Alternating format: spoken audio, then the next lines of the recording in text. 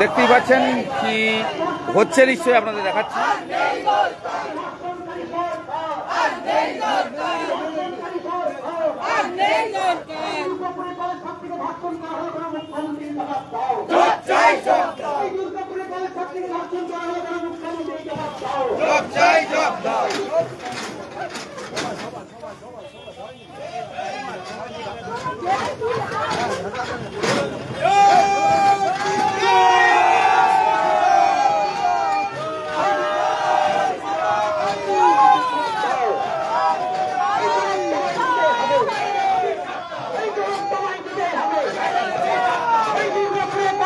ধর্ষণ করা হলে কোনো পুলিশ মন্ত্রী জবাব দাও। এই দুর্গাপুরে কলেজ ছাত্রী ধর্ষণ করা হলে কোনো পুলিশ মন্ত্রী জবাব দাও। এই দুর্গাপুরে কলেজ ছাত্রী ধর্ষণ করা হলে কোনো পুলিশ মন্ত্রী জবাব দাও। এই ধর্ষণকারী সরকার, এই ধর্ষণকারী সরকার, এই ধর্ষণকারী সরকার, এই ধর্ষণকারী সরকার, এই গুন্ডারাজ সরকার, এই গুন্ডারাজ সরকার, এই দণ্ডবাজ সরকার, এই দণ্ডবাজ সরকার, এই দণ্ডবাজ সরকার, এই দণ্ডবাজ সরকার, এই দুর্গাপুরে কলেজ ছাত্রীকে ধর্ষণ করা হলো কোনো তৃণমূল কংগ্রেস জবাব দাও। এই দুর্গাপুরে কলেজ ছাত্রীকে ধর্ষণ করা হলো কোনো মুখ্যমন্ত্রী জবাব দাও। এই দুর্গাপুরে কলেজ ছাত্রীকে ধর্ষণ করা হলো কোনো মুখ্যমন্ত্রী জবাব দাও। এই দুর্গাপুরে কলেজ ছাত্রীকে ধর্ষণ করা হলো কোনো মুখ্যমন্ত্রী জবাব দাও। এই দুর্গাপুরে কলেজ ছাত্রীকে ধর্ষণ করা হলো কোনো পুলিশ মন্ত্রী জবাব দাও। এই দুর্গাপুরে কলেজ ছাত্রীকে ধর্ষণ করা হলো কোনো পুলিশ মন্ত্রী জবাব দাও। এই জবাব তোমায় দিতেই হবে, এই জবাব তোমায় দিতেই হবে, এই জবাব তোমায় দিতেই হবে, এই জবাব চাই, জবাব চাই, এই জবাব চাই, জবাব চাই। এই ধর্ষণকারীর বিরুদ্ধে, এই ধর্ষণকারীর বিরুদ্ধে, এই গুন্ডাবাজির বিরুদ্ধে, এই সন্ত্রাসবাদীর বিরুদ্ধে, এই সন্ত্রাসবাদীর বিরুদ্ধে, এই সন্ত্রাসবাদীর বিরুদ্ধে, এই গুন্ডাবাজির বিরুদ্ধে, এই ধর্ষণকারীর বিরুদ্ধে, এই ধর্ষণকারীর বিরুদ্ধে, এই ধর্ষণকারীর বিরুদ্ধে। এই দুর্গাপুরে কলেজ ছাত্রী ধর্ষণ হলো কেন মুখ্যমন্ত্রী জবাব দাও। এই দুর্গাপুরে কলেজ ছাত্রী ধর্ষণ হলো কেন মুখ্যমন্ত্রী জবাব দাও। এই দুর্গাপুরে কলেজ ছাত্রী ধর্ষণ হলো কেন মুখ্যমন্ত্রী জবাব দাও।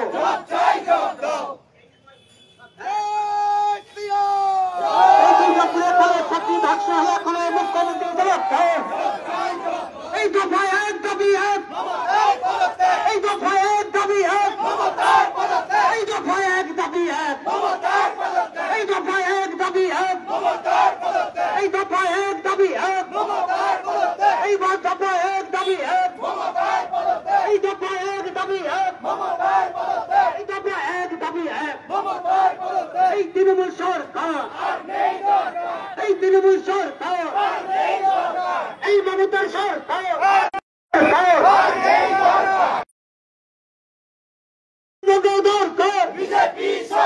পশ্চিমবঙ্গে দরকার, সাধারণ মানুষের দরকার, কৃষক সমিতি দরকার, চাকরিজীবীর দরকার, কৃষকের দরকার, চাকরিজীবীর দরকার, মা বোনদের দরকার, মা বোনদের দরকার। গুন্ডারাজের বিরুদ্ধে, গুন্ডারাজের বিরুদ্ধে, স্বৈরাচারীর বিরুদ্ধে, স্বৈরাচারীর বিরুদ্ধে, ধর্ষণকারীর বিরুদ্ধে, ধর্ষণকারীর বিরুদ্ধে। দুর্গাপুরে ধর্ষণ হলো কার স্বার্থে মুখ্যমন্ত্রী জবাব দাও। দুর্গাপুরে ধর্ষণ হলো কেন মুখ্যমন্ত্রী জবাব দাও। কলেজ ছাত্রী ধর্ষণ হলো কেন মুখ্যমন্ত্রী জবাব দাও। কলেজ ছাত্রী ধর্ষণ হলো কেন মুখ্যমন্ত্রী জবাব দাও। বন্ধুগণ, আপনারা জানেন গত পরশু দিনকার আমাদের পশ্চিমবঙ্গের যে দুর্গাপুর কলেজ, সেই দুর্গাপুরের কলেজের একজন ছাত্রী তাকে নির্মমভাবে ধর্ষণ করেছে এই বাংলার সন্ত্রাস বাহিনীরা। তাই আজকে সারা পশ্চিমবঙ্গ ব্যাপী আমাদের বিভিন্ন থানায় আমরা বিক্ষোভ মিছিলের কর্মসূচি নিয়েছি। এই বিক্ষোভ মিছিলের কর্মসূচির মধ্য দিয়ে আমরা সমস্ত তৃণমূল কংগ্রেস এবং মুখ্যমন্ত্রীকে বুঝিয়ে দিতে চাই 2026-এর যে বিধানসভা, এই বিধানসভাকে আপনাকে এই বিধানসভা নির্বাচনের আগে আপনাকে পদত্যাগ করতে হবে। তার কারণ আপনার দ্বারা পশ্চিমবঙ্গ পরিচালনা করা সম্ভব নয়। কারণ আপনি যে পশ্চিমবঙ্গকে যেই দিকে নিয়ে চলে যাচ্ছেন তাতে সন্ত্রাসের বাতাবরণ তৈরি হচ্ছে, প্রতিনিয়ত ধর্ষণ হচ্ছে, প্রত্যেকটা জায়গায় খুন খারাপি হচ্ছে, বিরোধী দলের উপরে আক্রমণ হচ্ছে।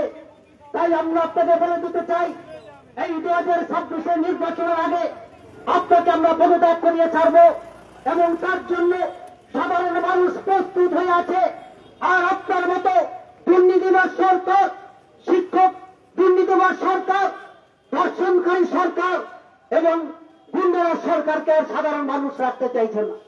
তাই আমি আমার বক্তব্য এখানেই শেষ করে আমাদের যে সভানেত্রী আছেন নামখানা ব্লকের সভানেত্রী আমাদের স্বাস্থ্যবিধিকে আমি কিছু বলার জন্য অনুরোধ করছি। নমস্কার। আজকের উপস্থিত এখানে আমাদের সমস্ত মহিলা মোর্চার সভানেত্রী এবং সমস্ত মহিলাবৃন্দ এবং আমার দাদা ও ভাইরা, জেলার সঞ্জয়দা, মিন্টুদা এবং আরো অনেকে, সবাইকে আমার স্মারক শুভেচ্ছা জানিয়ে আমি শুধু একটাই কথা বলতে চাই মা ও বোনেদের উদ্দেশ্যে, আমরা আর পিছিয়ে থাকবো না। আমরা যতই পিছাবো ওরা ততই আমাদেরকে এগোনোর চেষ্টা করবে। আমরা কিসের জন্য পিছাবো? কিসের ভয়ে আমরা পিছিয়ে যাব? আমরা বলুন তো, আজকে একটা ওই কলেজ ছাত্রীর পোস্টটা কি ছিল? সে একজন শিক্ষিত, সে একজন শিক্ষার অঙ্গীকার, সে একজন শিক্ষা নিয়ে সবাই সবকিছু জানতে পারবে। তার জন্য আজকে মৃত্যুবরণ করতে হলো। আমাদের জীবনের ডাক্তার একটা মেয়ে, একটা মহিলা, তার কি দোষ ছিল? আজকে সেখানে তাকে নৃশংসভাবে ধর্ষণ এবং সবাই মিলে খুন করে তাকে ধামাচাপা দেওয়ার চেষ্টা করছে আমাদের মমতা বন্দ্যোপাধ্যায়, যে দেশের একজন নেত্রী আমাদের মমতা ব্যানার্জি। সেখানে কোনো নারীদের সুরক্ষা নেই। কিসের জন্য? আজকে কিসের ভয়ে? শুধুমাত্র লক্ষ্মী ভান্ডারের ভয়ে? আজকের এই 1000 টাকা লক্ষ্মী ভান্ডার দিয়ে একটা মহিলা ইজ্জত কিনে নিয়েছে। আজকের এই লক্ষ্মী ভান্ডারের ভয়ে আমরা সমস্ত মহিলারা যদি পিছিয়ে থাকি, পিছুতে আমাদের পিঠে দেয়াল থেকে যাবে। তাই বলছি সমস্ত মহিলা এবং সমস্ত বন্ধুগণের উদ্দেশ্যে, সবার বাড়িতে মা ও বোনেরা সবাই আছে। আজকের একটা ধর্ষণ যখন হয়, পুলিশ প্রশাসনের পা কাটার মতন সবাই বসে থাকে, নিভৃতে তাদেরও মা বোন আছে। আপনারা সবাই কিন্তু অপেক্ষায় থাকুন। পরবর্তীকালে আপনাদের বাড়িতে স্ত্রী, মা এবং মেয়েরাও মানুষ হচ্ছে, তারাও বড় হচ্ছে, তারাও একদিন কলেজে যাবে। তখন কি করবেন আপনারা? হাতে চুরি করে বসে থাকবেন? হ্যাঁ, যেদিন আপনাদের বাড়ি হবে সেদিন আপনারা থাকবেন। তার আগে আপনারা নৃশংসভাবে মানুষের খুন করে দিচ্ছেন, ধর্ষণ করে দিচ্ছেন। নির্লজ্জের মতো একটা মহিলা 75 ইউনিট কষ্ট সহ্য করে একটা বাচ্চার জন্ম দেয়। আমি মা কালীর কাছে এবারে চেয়ে নেব, তাও চাইবো না খরগোশে মা কালীকে নৃশংসভাবে ওরাও মেরে দিতে পারে, তাও ওদের কোনোটাই কোনো ওয়ে নেই। তো আমরা একটা বাচ্চাকে যখন প্রসব করি 75 ইউনিট কষ্ট মায়েরা সহ্য করে, তার হাত অংশ ছেলেরা পারবে না। তাই বলছি মায়ের কাছ থেকে ওর খর্গ না ছেলে, যে বাচ্চাকে আমরা আঁচলের তলায় মানুষ করি, ওই রকম বাচ্চাকে যদি আমরা সামনে পাই, আমাদের ওই আঁচলে গলায় গিট মেরে সবাইকে মেরে দেবো। এটাই হবে আমাদের সব থেকে বড় পাওয়া। আর এটাও বলছি, আর সামনে বেশি দিন নেই, 26-এর লড়াই একদম সামনে আমাদের দরগড়ায়। তাই সবাইকে বলছি, আর চুপ না থেকে, আর সবাই ওই লক্ষ্মী ভান্ডার দিদির এক টুকরো জিনিসের আশায় বসে না থেকে সবাই আমরা এগিয়ে যাই, প্রতিবাদ করি, প্রতিবাদ ভাতা খুঁজে পাই। না হলে আমাদের বাড়ির মেয়ে বোন, এমনকি আমরাও যে আজকে বাইরে বেরোচ্ছি, আমাদের নিরাপত্তা প্রশাসন কেন দিতে পারবে না? লজ্জা করে এই প্রশাসনের 5,000 মতন বসে থাকে, আর একটা মহিলারা যখন প্রতিবাদ করতে আসে ব্যারিকেডের উপর ব্যারিকেড দিয়ে হাজার প্রশাসন এখানে দাঁড়িয়ে থাকে নির্লজ্জের মতো। কোথায় থাকে এই প্রশাসন? যখন একটা মেয়েকে ধর্ষণ করে নৃশংসভাবে খুন করা হয়, কোথায় থাকে এই প্রশাসন? যখন একটা মহিলা কলেজে যায় তার কোনো নিরাপত্তা পায় না, চিৎকার করে তখন ভাই দাদা বলে কাঁদতে থাকে, কোথায় থাকে এই প্রশাসন? নির্লজ্জের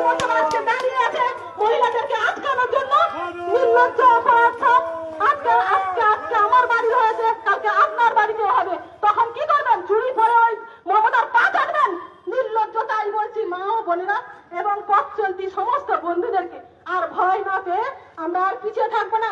সামনে আমাদের বিশাল যুদ্ধ, 26-এর লড়াই। সবাইকে জাগ্রত হতে হবে এবং সবাইকে এগিয়ে আসতে হবে। আবারও আমি সবাইকে শারদা শুভেচ্ছা এবং দীপাবলির আগাম শুভেচ্ছা জানিয়ে এখানেই আমার বক্তব্য শেষ করছি। ধন্যবাদ। ধন্যবাদ শাশুড়িদিকে তার মূল্যবান বক্তব্য রাখার জন্য। এবারে আমাদের এই অঞ্চলের, স্বামী বিবেকানন্দ অঞ্চলের বিরোধীদেরকে কিছু বলার জন্য অনুরোধ করছি। বিরোধীতে আসুন।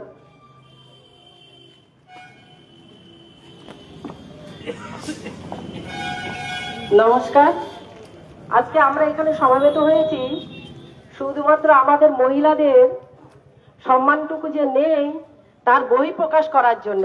এটা আমাদের লজ্জার বিষয়, এটা আমাদের খুবই লজ্জা যে আমরা মহিলারা 34 বছরের অবশাসন দূর করে একজন মহিলা মুখ্যমন্ত্রীকে পেয়েছিলাম, যে মুখ্যমন্ত্রী মহিলা। এইটা আমাদের আনন্দের বিষয় ছিল। আমরা গর্বে বুক ফুলে উঠেছিলাম, বলেছিলাম একজন আরেকজনকে বলেছিলাম এরপরে আমাদের আর এই ধর্ষণের মনোভাব এগুলো আমাদের শুনতে হবে না, এই খবরটা আমাদের কানে আসবে না, কারণ আমাদের মহিলা মুখ্যমন্ত্রী। আমরা প্রতিটা মহিলারা খুশি হয়েছিলাম। উনি এসেছিলেন মহিলাদের একমাত্র সুরক্ষা দেবেন এই আশায়, কিন্তু আমরা শেষে কি পেলাম? আমরা প্রত্যেকটা মহিলা জানি। আমার এই কথা পক্ষী মানুষজন, কান্দির বাজার প্রশাসন প্রত্যেকে যতটা যাবে, প্রত্যেককে আমি অনুরোধ করে বলতে চাই, আপনাদের প্রত্যেকের মেয়ে রয়েছে, প্রত্যেকের মা রয়েছেন। আমার এই মুখ্যমন্ত্রীর শাসনে, মমতা দিদির শাসনে আমরা কেউ সুরক্ষিত নয়। একটা 3 বছর মেয়ে থেকে একটা 70 বছর মা মাসি পর্যন্ত কেউ সুরক্ষিত নয়। আমরা প্রশাসনের দ্বার ঘরে আসে প্রতিবাদের মিছিল নিয়ে, ঝাঁটা কুস্তে হাতে নিয়ে, আমাদের বিজেপির পতাকা নিয়ে, কিন্তু কি দেখতে পাই? প্রশাসন আমাদেরকে যেভাবে এই আমাদের আগে বক্তব্য দিয়ে গেলেন, আমার শাশ্বতী বলে গেলেন যে কিভাবে ব্যারিকেড দিয়ে এই জনপথে মহিলাদের জন্য যেভাবে ধাক্কাধাক্কি করেন, আমাদের বড় দুঃখের কারণ। আমাদের লজ্জা হয়, নিজেদের পর ধিক্কার দিতে ইচ্ছে করে যে 5-10 জন মহিলাদের জন্য আমাদের শাসকরা যেভাবে ব্যারিকেড দিয়ে ধাক্কাধাক্কি করেন। এই ধাক্কাধাক্কি, এই ব্যারিকেড যদি যারা ধর্ষণ করে যাচ্ছে, বেশি দিনের বিষয় নয়। এই 15-16 সালে আমাদের এখানে যে আটেশ্বর মন্দিরের কাছে যে মহিলাটি ধর্ষণ হয়েছিলেন, সেই সময় আমরা প্রতিবাদ করেছিলাম, প্রতিবাদের দরবারে এসে দাঁড়িয়েছিলাম। কি দেখেছি আমরা? আমাদের শাসকরা কি করেছিলেন, আমাদের শাসক দলের যারা কর্মীরা ছিলেন তারা কি করেছিলেন, আমার শুধু জানতে ইচ্ছে করে। তারা কেন ধর্ষণের বিরুদ্ধে দাঁড়িয়ে পড়ে? আপনারা একবার বলতে পারবেন? যারা প্রতিবাদ করে তাদের পাশে এসে কেন দাঁড়ায় না? আমার বলতে লজ্জা হয় যে শাসকরা যারা শাসকের বিরুদ্ধে দাঁড়ান, যারা তাদের মহিলা মেয়েরা রয়েছে, মা রয়েছে, প্রত্যেকটা পুরুষ শাসিত সমাজে একটা মহিলা ছাড়া তাদের জীবনে কিছু অস্তিত্ব জিনিস থাকে না। কিন্তু তবে দেখুন, আমার দুঃখ হয় যে প্রত্যেকটা শাসকের, প্রত্যেকটা প্রশাসনের দরবারে যারা দাঁড়িয়ে আছেন, আমার দাদা হয়তো তারা রয়েছেন, তাদের হয়তো দায়িত্ব রয়েছে, তারা হয়তো চলতে হয় তাদের মূর্তিটাকে রক্ষা করার জন্য, কিন্তু তবুও লজ্জা হয় যে মূর্তিটা কি জন্য পড়েছেন আপনারা? মূর্তিটার মর্যাদাটাকে তো রাখুন। যারা ধর্ষিত হয়েছেন তারাই জানেন একমাত্র তাদের হৃদয়ের কষ্ট খারাপ। যারা ছোট ছোট মেয়েটাকে বড় করেছিলেন, শিক্ষা অঙ্গীকারে পৌঁছে দিয়েছিলেন, এই কলেজে প্রতিষ্ঠিত হতে পাঠিয়েছিলেন, সেই মাই জানে একটা সন্তান এইটুকু বেলা বয়স থেকে বড় করে এই 18, 19, 20 বছর, 22 বছর বয়সে গ্রাজুয়েশন কমপ্লিট করে যখন তারা একটা জায়গায় পৌঁছায়, তারা শিক্ষিত হবে, ডাক্তার হবে, এই আশায় এই মনোভাবে পূর্ণ হয়ে যখন পৌঁছায়, তারপরে যখন এরকম একটা সিচুয়েশন এসে পারে, তার ফ্যামিলি জানে কতটা কষ্ট তাদেরকে ফেস করতে হয়। আমরা সেটা অনুভব করতে পারবো না, আমরা শুধু আমাদের প্রতিবাদ করতে পারবো সাময়িক। কিন্তু এটা শাসক দলরা আপনারাও বোঝেন, এটা যদি আপনাদের মেয়েরা হতো, আপনাদের মা হতো, তাহলে আপনাদের কতটা কষ্ট হতো। যতটুকু আমাদের হচ্ছে, যতটুকু আপনার যারা পদ্ধতির মানুষজন দেখছেন, এই শাসক এই এত বছরের মধ্যে কি পেয়েছি আমরা? সমস্ত কিছুটা দুর্নীতি, খাদ্য থেকে শিক্ষা থেকে সমস্ত কিছুতে দুর্নীতি। সব থেকে লজ্জা লাগে আমরা যে স্লোগান গুলো দেই, সে স্লোগানটা পর্যন্ত চুরি করে এনেছেন, ধার করে এনেছেন।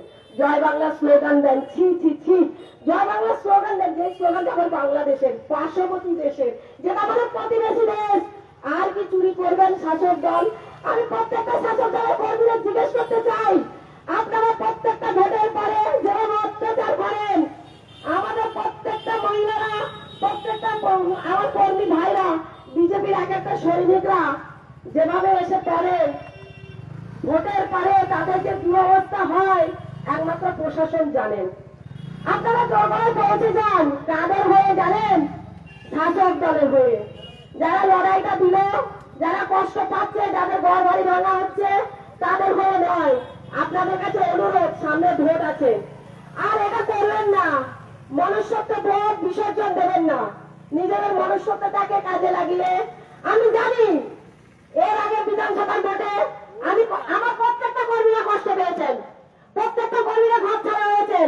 সামনে 26 সালে ভোট, আমরা জানি, আমরা বিশ্বাস রাখি এবছর সরকার, আমার বিজেপি সরকার গড়বেই গড়বে, গড়বই আমরা, যেভাবে পারি আমরা গড়বো।